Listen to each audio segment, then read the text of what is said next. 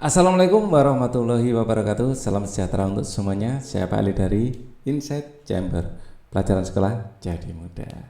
Oke, sekarang kita akan bahas bab 2, interaksi sosial dan lembaga sosial.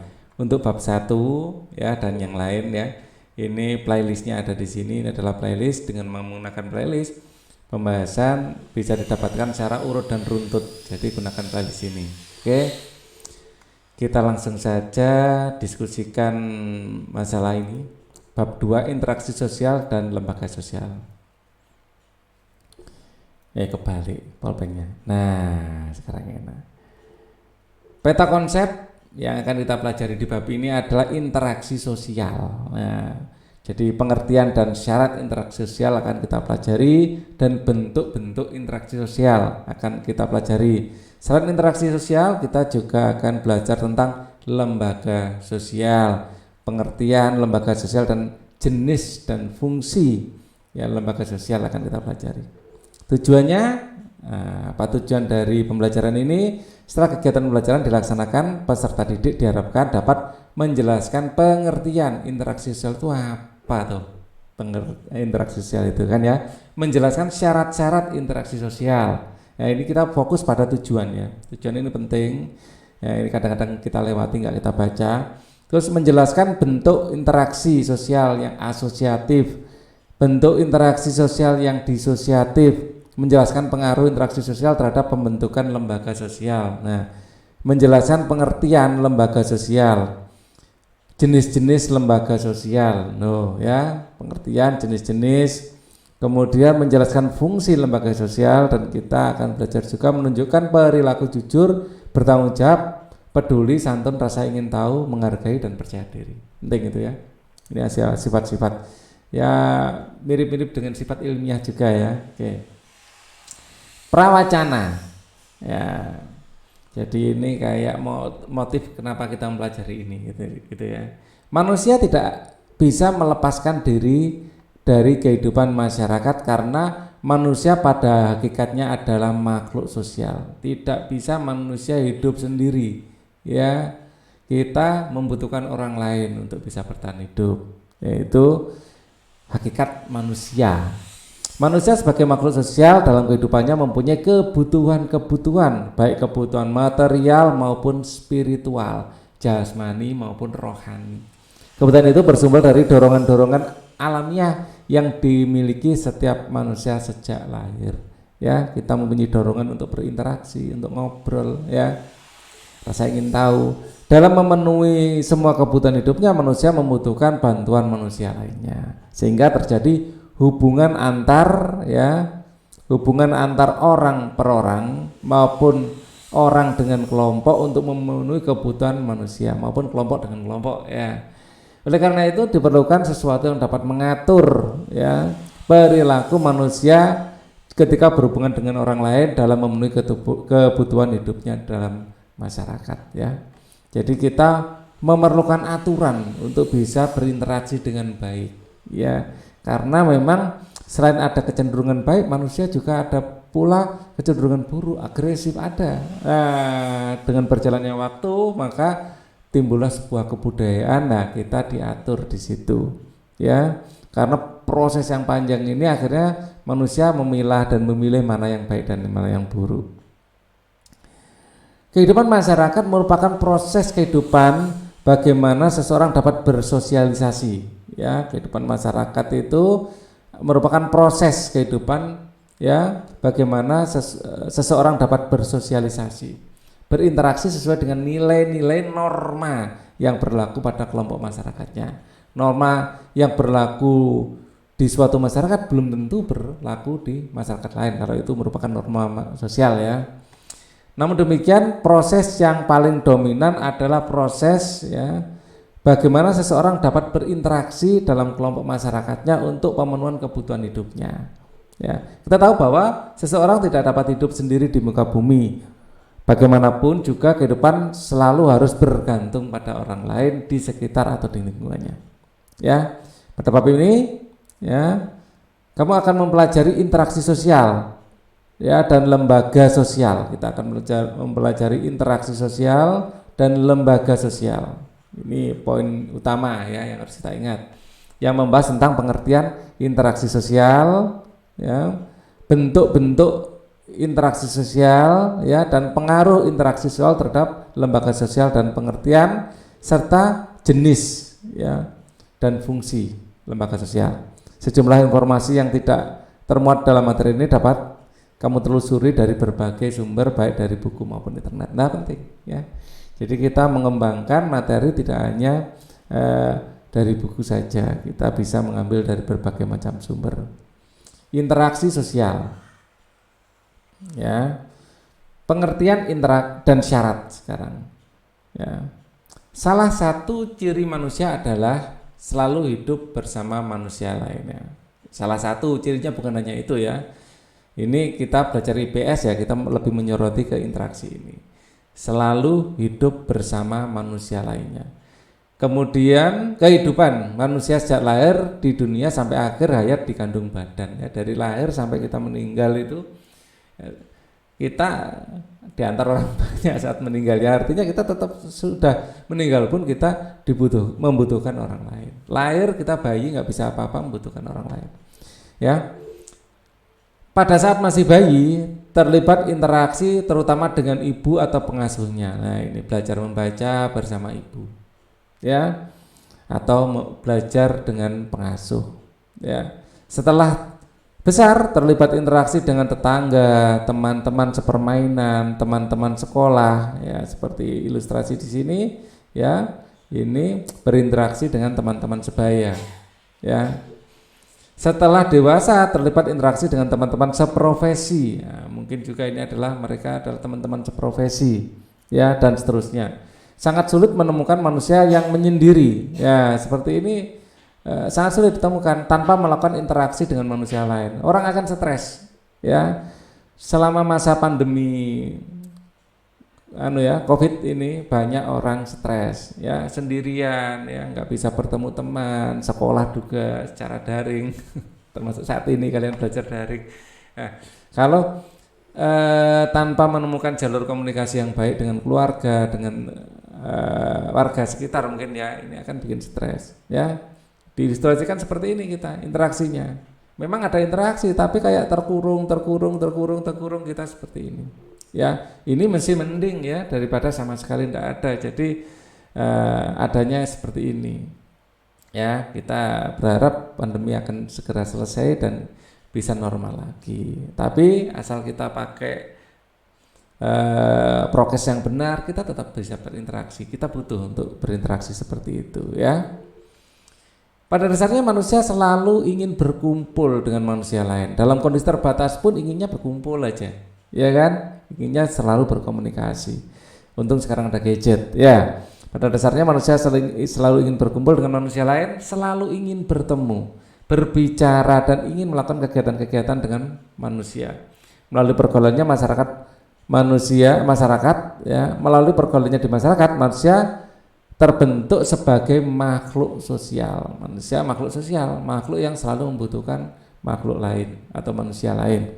Manusia disebut sebagai makhluk sosial karena memiliki gregariousness, yaitu naluri untuk selalu hidup dengan orang lain.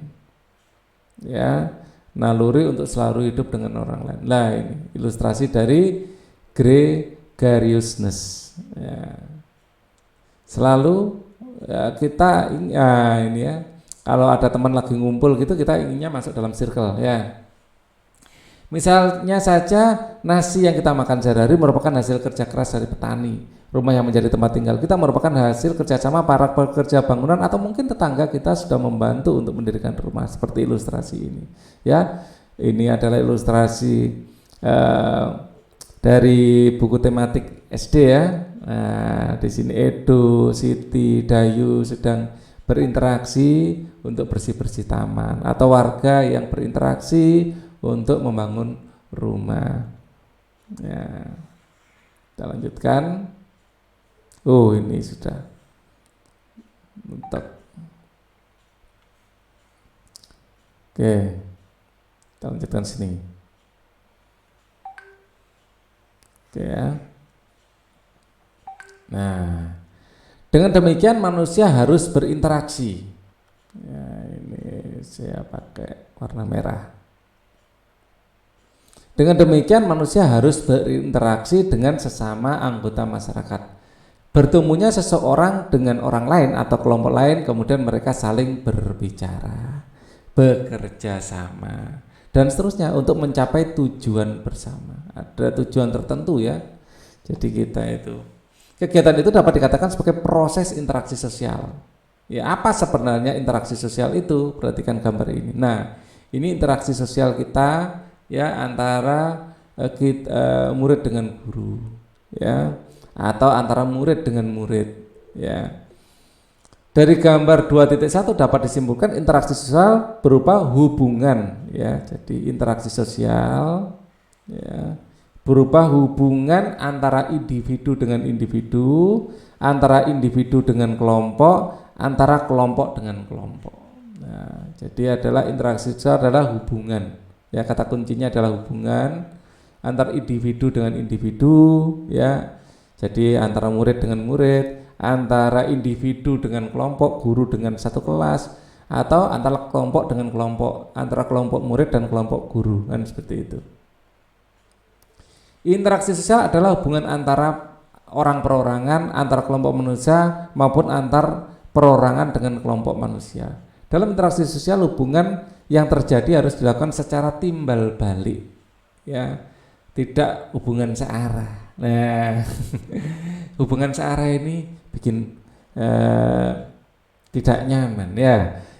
Oleh karena kedua belah pihak, ya, oleh kedua belah pihak. Dalam interaksi sosial hubungan terjadi harus dilakukan secara timbal balik oleh kedua belah pihak. Artinya kedua belah pihak harus saling merespon. Ya.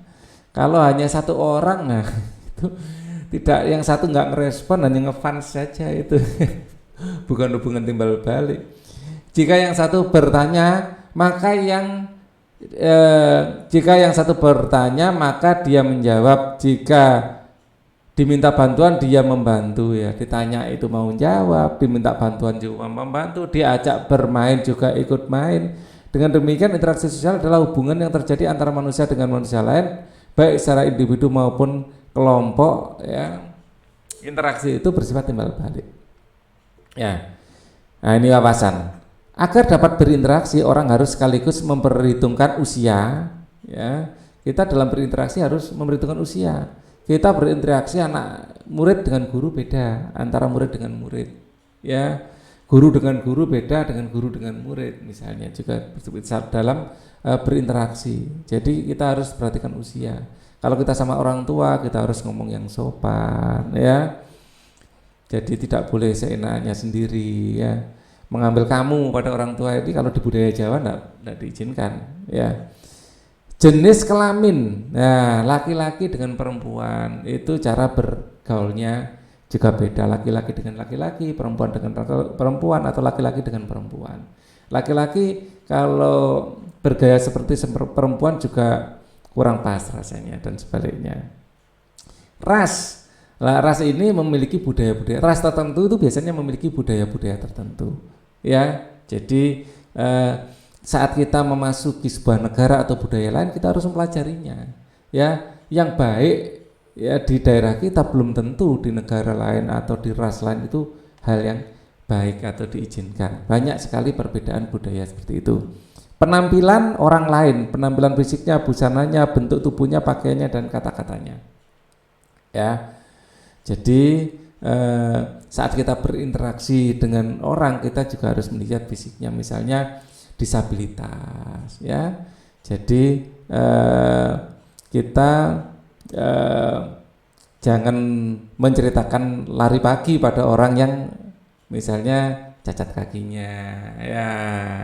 Itu jangan, ya. Jangan menceritakan tentang keindahan alam, bunga-bunga warna-warni pada orang tunanetra atau orang buta. Jadi nanti mereka jadi nggak nyaman rasanya, ya. Kita memilih materi yang sesuai, ya. Manusia melakukan interaksi sosial dalam kehidupannya, ya. Manusia melakukan interaksi sosial dalam kehidupannya untuk memenuhi berbagai kebutuhan pokok. Sandang, pangan, papan, ini adalah kebutuhan pokok. Tanpa sandang kita ya tidak layak disebut manusia. Tanpa pangan kita bisa mati, tanpa papan kita nggak bisa hidup dengan layak. Nah, itu kebutuhan pokok. Nah, kita berinteraksi sosial paling tidak untuk memenuhi kebutuhan pokok itu. Ketertiban, ya, kebutuhan dan ketertiban, kebutuhan akan pendidikan dan kesehatan dan kebutuhan-kebutuhan kasih sayang. Ya.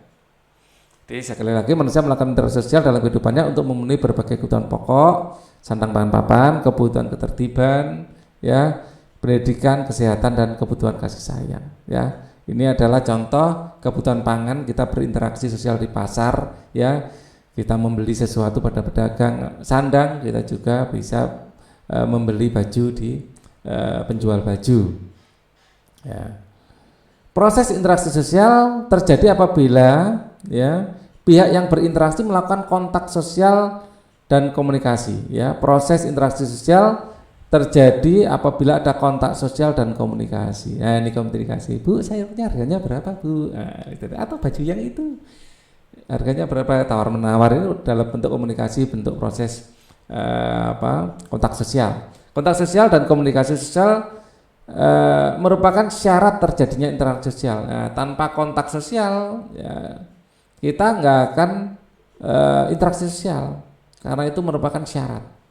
Ya, syarat. Jadi syarat kontak sosial harus ada interaksi sosial. Tanpa adanya kedua syarat itu, ya, interaksi sosial tidak terjadi. Melalui kontak dan komunikasi, seseorang akan memberikan tafsiran pada perilaku orang lain atau perasaan-perasaan yang ingin disampaikan pada orang lain. Ya, kita berinteraksi. Kalau kita telepon, kita dengan mendengarkan suaranya itu tahu perasaan seseorang. Dari suaranya kita tahu orang itu sedang bahagia atau sedang sedih. Apalagi kita video call. Ya, sekarang ini di masa pandemi lebih baik lagi kita ketemu langsung. Nah, itu dengan bertemu dengan seseorang langsung itu tanpa orang ngomong itu kadang-kadang kita sudah tahu hatinya sedang sedih apa bahagia. Berlangsungnya suatu proses sosial didasarkan pada beberapa faktor antara lain sebagai berikut. Pertama, faktor imitasi, ya, berlangsungnya proses interaksi sosial. Ya, ya, ini kita didasarkan faktor. Ya, kita fokus pada indikator yang ingin disampaikan di sini, ya, faktor, ya, faktor interaksi sosial. Pertama, imitasi. Faktor imitasi merupakan proses seseorang mencontoh, ya, mengimitasi orang lain atau kelompok. Contohnya adalah seorang anak perempuan bermain masak-masakan, ya, karena melihat ibunya masak di dapur. Nah, seperti ini. Atau bermain dokter-dokteran. Kalian bisa lihat di channel apa ini, Namira Tekpan, nah, atau banyak yang lain, ya. Anak main dokter-dokteran, anak main masak-masakan, informasinya ada di Jatim Times. Nah, ya, ini Pak Ali pernah semua ini melakukan waktu kecil, ya, pernah dokter-dokteran, masak-masakan. Kalau lihat misalnya pertunjukan, misalnya kayak jaran kepang gitu, ngambil kardus terus pura-pura jaran kepang. Jadi kita mengimitasi, terutama anak-anak mengimitasi orang dewasa, pura-pura jadi tentara, kita pura-pura tegap, pakai senapan dari apa dulu Pak Ali, dari pelepah pisang misalnya. Ini imitasi, ya. Ini adalah proses alam yang akan selalu ada pada seorang anak. Faktor sugesti, ya, merupakan pengaruh yang dapat menggerakkan hati seorang. Contohnya seorang pasien yang berobat ke dokter, ya, belum dikasih obat rasanya sudah sembuh.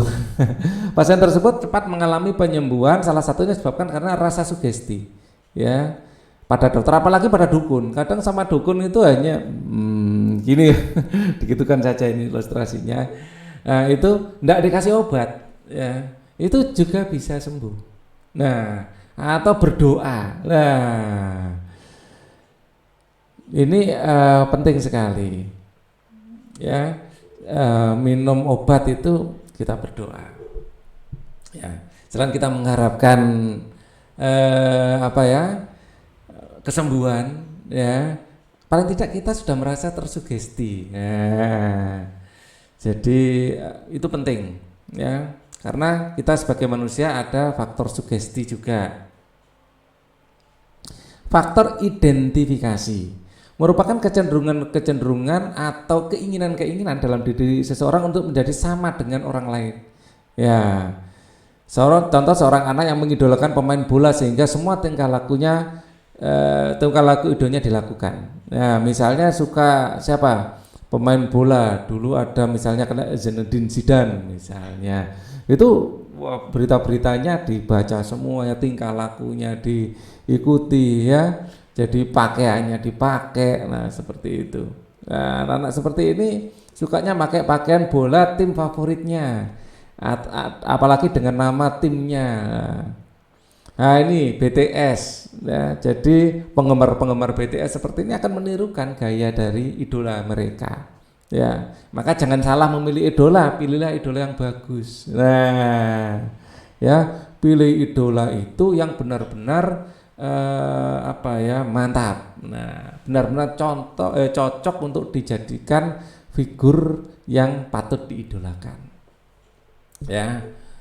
Faktor simpati ya, merupakan kemampuan untuk merasakan diri sendiri seolah-olah dalam keadaan orang lain, itu simpati ya, ikut merasakan apa yang dialami atau diderita orang lain. Contohnya pada saat tetangga kita tertimpa musibah, misalnya banjir ya, maka kita akan merasakan kesedihannya dan berusaha membantunya ya.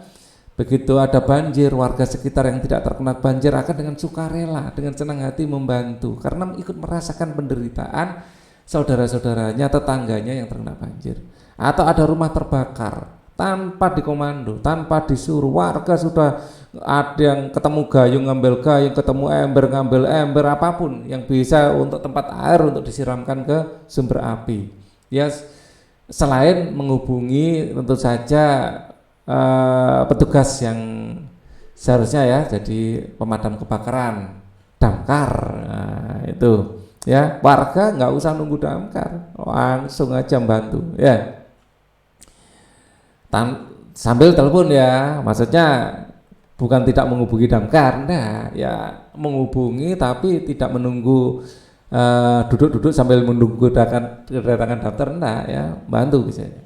Faktor-faktor tersebut dapat bergerak sendiri-sendiri secara terpisah maupun dalam keadaan tergabung ya. Proses interaksi sosial akan terjadi apabila di antara pihak-pihak yang berinteraksi melakukan kontak sosial dan komunikasi ya. Kontak sosial ini dapat berarti hubungan masing-masing pihak tidak hanya secara langsung bersentuhan secara fisik, tetapi bisa juga tanpa berhubungan secara fisik ya. Misalnya kontak dapat dilakukan melalui surat menyurat, telepon, SMS dan lain-lain. Nah, seperti dicontohkan Mbah Minto ini. Ya. Halo Li, gitu Mbah Minto ya. Kalian bisa lihat ada channel YouTube-nya juga ya, keywordnya Mbah Minto. Nah, dengan demikian hubungan fisik bukan syarat utama terjadinya ya. Hubungan fisik ya bukan syarat utama terjadinya interaksi sosial. Komunikasi merupakan proses penyampaian pesan dari seseorang kepada orang lain yang dilakukan secara langsung maupun melalui alat bantu agar orang lain memberi tanggapan atau memberi respon. Nah, ya. Kita lanjutkan.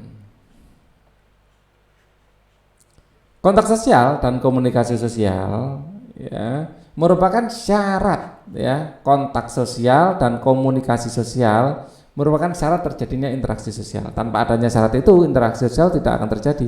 Melalui kontak dan komunikasi, seseorang memberikan tafsiran pada perilaku orang lain atau perasaan-perasaan yang ingin disampaikan kepada orang lain. Nah, ini ilustrasinya Bain Wong itu dengan ketemu kakek Zuhud, nah berusaha untuk tahu perasaannya. Ya mungkin sebelumnya pernah kecewa kan gitu ya. Nah, kontak sosial dan komunikasi menjadi syarat penting bagi terwujudnya interaksi sosial. Misalnya kita bertemu dengan orang Inggris lalu berjabat tangan. Orang Inggris berbicara dengan bahasa Inggris dan kita berbicara dengan bahasa Indonesia. Untuk itu agar terjadi kontak dan komunikasi yang baik, kita harus mampu menyesuaikan diri dengan lingkungan sekitar. Itu sangat penting bagi terjadinya interaksi sosial. Ya, kita bisa bahasa Inggris dikit-dikit atau bisa paling tidak dengan body language, dengan bahasa tubuh itu sudah bisa berkomunikasi. Ya, kita harus menyesuaikan. Ya, kata kuncinya menyesuaikan. Kalau nggak bisa bahasanya, paling tidak kita bisa memberi kode-kode atau menunjukkan mimik muka kita, sifat kita itu kepada orang yang diajak bicara. Misalnya minum lah, seperti ini atau gini, seperti orang tahu itu minum, itu konteksnya kan gitu ya bahasa gerak. Ini ilustrasinya lah, ini Londo Kampung biasanya suka ngeprank ini ya. Kalian bisa lihat Londo Kampung ini komunikasi awalnya pakai bahasa Inggris ya. Nah, orang yang diajak ngomong ya ngerti bahasa Inggris walaupun bingung berusaha untuk mengimbangi. Nah, ternyata dia bisa bahasa Jawa kan gitu. Itu prank. Tapi itu dari situ kita menunjukkan bahwa orang nggak bisa bahasa Inggris pun tetap bisa berkomunikasi. Kalian lihat ini apa video-videonya ya, itu menunjukkan tanpa ngerti bahasa Inggris sedikit pun orang itu masih bisa berkomunikasi dengan orang yang pura-pura nggak ngerti bahasa Inggris ya, bahasa Jawa atau bahasa Indonesia ya. Paling tidak masih bisa terjalin komunikasi.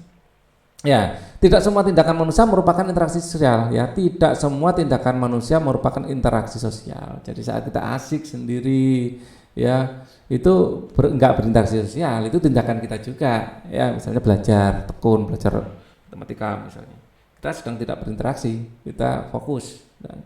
Tindakan yang bagaimana yang dapat dikatakan sebagai interaksi sosial? Suatu tindakan manusia dikatakan interaksi sosial apabila memiliki ciri-ciri sebagai berikut ya. Satu, jumlah pelakunya lebih dari seorang, biasanya 2 atau lebih. Kalau sendirian, game sendiri, apalagi musuh komputer gamenya, aduh nggak ada interaksi sama sekali. Ya, syukur-syukur masih game yang jaringan itu ya, masih ada, kita kadang-kadang ngechat, itu ada interaksinya lah, walaupun tidak banyak. Ya, jadi teamwork game seperti itu ya. Jumlah pelakunya lebih dari seorang. Kalau ngomong sendiri itu namanya edan. Ya. Jadi edan, sekarang banyak orang edan ya. Jadi edan dalam tanda kutip positif maupun negatif ya. Nah ya, jumlah pelakunya lebih dari seorang, biasanya 2 atau lebih. Nah seperti ini Babin Kamtipmas atau Babinsa, ngobrol-ngobrol dengan masyarakat misalnya. Itu adalah contoh bagaimana interaksi sosial terjadi, berlangsung secara timbal balik ya. Ya, jadi kalau langsung nggak berlangsung secara timbal balik namanya bukan interaksi sosial ya. Nah, jadi ada proses komunikasi ya, 2 arah. Nah, adanya komunikasi antar pelaku dengan menggunakan simbol-simbol yang disepakati ya. Jadi interaksi itu enggak harus ngomong, simbol-simbol yang disepakati boleh juga. Dulu ada sandi Morse, kalau di pramuka ada sandi semapur atau bahasa gerak kita saat ilustrasi ini. Jadi kita itu walaupun tanpa belajar bahasa gerak, kalau gini ini artinya makan, gini artinya minum kan gitu ya. Karena kita sering melihat itu simbol itu digunakan secara umum ya. Adanya tujuan tertentu, apalagi kalau memang ada ilmunya ya. Jadi komunikasi pakai bahasa gerak atau komunikasi bahasa gambar. Nah, kita lanjutkan, adanya tujuan tertentu. Kita berkomunikasi itu ada tujuannya. Kalau tidak ada tujuannya namanya bukan komunikasi, ngomong sendiri tanpa arah ya. Nah, berlangsungnya interaksi sosial dalam masyarakat dengan aturan yang mengatur perilaku manusia dalam berinteraksi ya. Berlangsungnya interaksi sosial dalam masyarakat terdapat aturan yang mengatur perilaku manusia dalam berinteraksi ya. Contoh sederhananya, walaupun tidak tertulis, kalau ada orang ngomong kita jangan ikut ngomong, kita dengarkan dulu baru kita ngomong. Nah itu aturan-aturan seperti itu. Kalau enggak, orang ngomong kita terus nyelang ngomong, itu enggak sopan ya. Aturan apa saja yang menuntun perilaku manusia saat berinteraksi? Ada 3 jenis aturan, yaitu aturan mengenai ruang, mengenai waktu, mengenai gerak dan sikap tubuh. Nah, ruang, waktu, gerak dan sikap tubuh. Aturan mengenai ruang ya, di antara terjadinya interaksi sosial tersebut misalnya interaksi yang terjadi pada rumah orang tua ya, di rumah ya, di ruangnya antara orang tua dengan anak. Ruangnya di rumah ya. Interaksi ya, orang tua dengan anak, anak dengan anak. Interaksi di sekolah ya, antara teman dengan teman, siswa dengan kepala sekolah, guru dengan karyawan itu beda ya. Jadi kalau karyawan ngomong sesama karyawan sendiri atau karyawan ngomong dengan kepala sekolah pasti beda, sikap tubuhnya, cara ngomongnya beda pasti ya. Guru dengan guru ngobrol, dengan guru saat ngajar ke murid beda juga ya. Interaksi ya, karena interaksi di masyarakat antara teman sebaya dengan orang yang lebih tua ya. Ada ruang, ada waktu, ada gerak ya. sikap tubuh. Interaksi di masyarakat antara teman sebaya dengan orang yang lebih tua. Aturan mengenai waktu. Interaksi di masyarakat antara teman sebaya dengan orang tua. Ya, jadi ruang ini penting. Ya, saat kita beda ruang ya, saat kita berinteraksi dengan teman misalnya di sekolah. Ya, kita berinteraksi di sekolah atau di tempat ibadah, kita tidak bisa bergaya seperti kalau kita di lapangan sepak bola misalnya. Beda ruang, beda cara berkomunikasi. Kalau kita di sekolah, walaupun sama teman, kita nggak bisa seenaknya sendiri ngomong keras-keras, apalagi di perpustakaan misalnya, ruang perpustakaan. Nah, beda ruang saat kita di ruang olahraga, masih sama-sama sekolah aja kita sudah lebih bebas. Apalagi kalau di luar sekolah, kita mau teriak-teriak enggak apa-apa, asal ruangnya tepat ya, di ruang terbuka di lapangan sepak bola misalnya. Ya, kalau di dalam perpustakaan ya enggak boleh ya. Interaksi di masyarakat antara aturan waktu, sekarang waktu ya. Aturan mengenai kapan interaksi sosial terjadi.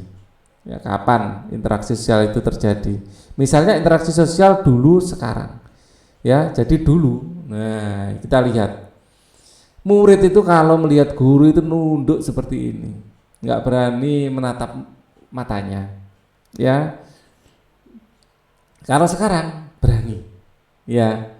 Sikapnya beda. Nah, tapi nilai kesopanan harus dijaga loh ya. Kita tetap tidak boleh ngomong tidak sopan sama guru, walaupun kita nggak melakukan seperti ini lagi sekarang. Ya, mungkin hanya di pesantren yang masih seperti ini kalau lihat kiai. Ya, tapi kalau di sekolah sangat jarang kondisi seperti ini. Ini adalah sekolah Muhammadiyah zaman dulu. Ya, ini sekolah juga ini. Aturan mengenai gerak dan sikap tubuh, kalau nggak salah seperti itu ya. Cek di internet kalau Pak Ali salah. Yang jelas dulu murid kalau ketemu guru itu seperti ini. Aturan mengenai gerak dan sikap tubuh dalam interaksi sosial aturan mengenai gerak dan sikap tubuh dalam interaksi sosial orang lain membaca perilaku kita selain kata-kata kita, karena dalam interaksi tidak hanya memperhatikan apa yang dikatakan orang, tetapi juga apa yang dilakukan. Dengan menggunakan gerak dan sikap tubuh seperti ya memicingkan mata, mengangkat bahu, menganggukkan kepala, menunjukkan ibu jari, mengangkat bahu dan sebagainya. Nah, seperti ini ya. Jadi sikap kita itu penting. Kadang-kadang kita menyuruh sesuatu tetapi dengan sikap yang buruk, coba makanan. Nah, kita nyuruh makan tapi yang disuruh pasti tidak mau. Nah, kan gitu ya, karena sikap tubuh kita itu menunjukkan bahwa ini makanan tidak enak. Baru saja kita muntahkan, coba gitu ya, tidak enak. Jadi sikap ya, kita pulang yuk sambil gini-gini ya. Kadang-kadang itu ngasih kode temannya, ayo pulang gitu. Ternyata sebenarnya nggak pulang ya. Kita sedang ngeprank teman kita atau membohongi teman kita yang lain agar dia segera pulang misalnya. Jadi kita berkomunikasi, kadang-kadang kita ngomongnya apa, sikap tubuh ini lebih dipercaya sama orang. Ya. Jadi kita makan ya, ambil piring makan, nggak enak ini, nggak enak, tapi kita maunya lah. Orang mati, bener tadi nggak enak kan gitu ya. Jadi sikap tubuh kita itu lebih dipercaya orang daripada kata-kata kita malah ya. Kita ngomong nggak enak tapi makannya lahap kan gitu. Ya itu contoh ya. Nah, kita akan ini bahas ya. Ini adalah Presiden Soekarno ya. Kita lihat sikapnya pada orang tua luar biasa. Nah, aktivitas individu. Kamu telah memahami pengertian interaksi sosial. Carilah contoh interaksi sosial yang terjadi di sekitar tempat tinggalmu, kemudian hasilnya serahkan pada guru untuk dinilai ya. Interaksi sosial di tempat tinggal ya, interaksi sosial di sekitar tempat tinggal. Ini contoh di lingkungan Pak Ali baru saja ya, masih dalam bulan ini ya, RT-nya Pak Ali panen ikan lele. Nah, ini interaksi sosial ya, jadi ada space kosong di RT, terus dibuat kolam ini warga yang merawat, setelah panen dibagi-bagi ke warga sendiri. Ini bentuk interaksi sosial, ya. Nah, ini semuanya kebagian termasuk pali. Ya. Ya, contoh interaksi sosial, sosial di lingkungan apa ini tadi? Di sekitar tempat tinggal, di sekitar tempat tinggal. Misalnya interaksi sosialnya adalah kerja bakti, ya, itu yang paling sering dilakukan kerja bakti. Ini kayak ini kan mau menjelang ini ya, menjelang apa? Menjelang musim penghujan ya, untuk membersihkan selokan menjelang musim hujan. Nah, oke. Apabila ada tetangga yang punya hajat, nah, ada tetangga yang punya hajat, ya, maka warga sekitar akan membantu.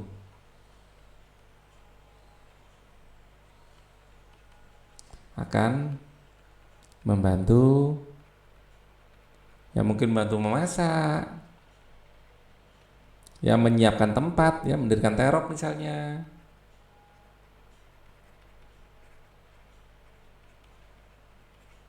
Terutama di desa, ya di desa itu sangat kompak kalau masalah seperti ini.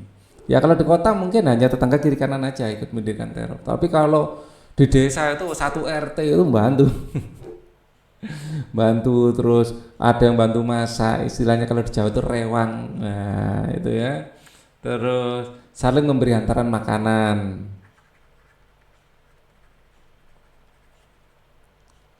hantaran makanan. Nah, biasanya kalau panen atau keluar kota, ya itu juga kita saat panen atau keluar kota itu terutama kalau di desa, ya. Kalau di kota sih, kalau keluar kota aja, sepulang dari luar kota atau saat panen, ya kita memberikan oleh-oleh pada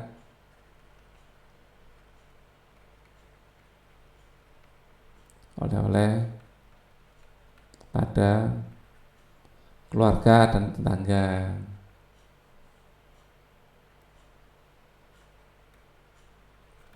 Dekat dan tetangga. Nah, terus interaksi sosial, pesta ulang tahun, kadang-kadang ya itu mengundang tetangga-tetangga.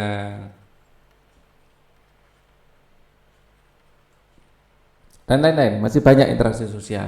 Jalan sehat saat 17-an, ya, jalan sehat merayakan HUT RI misalnya, pasar dan lain-lain, semua itu adalah interaksi sosial. Oke, ini pembahasan di video kali ini. Kita akan lanjutkan lagi nanti pembahasannya di video berikutnya. Ya, untuk video berikutnya playlistnya ada di sini, ya, dan Pak Ali juga akan sertakan thumbnail ya di sebelah card untuk menuju video berikutnya. Oke, untuk video ini cukup dulu. Thank you for watching. Wassalamualaikum warahmatullahi wabarakatuh.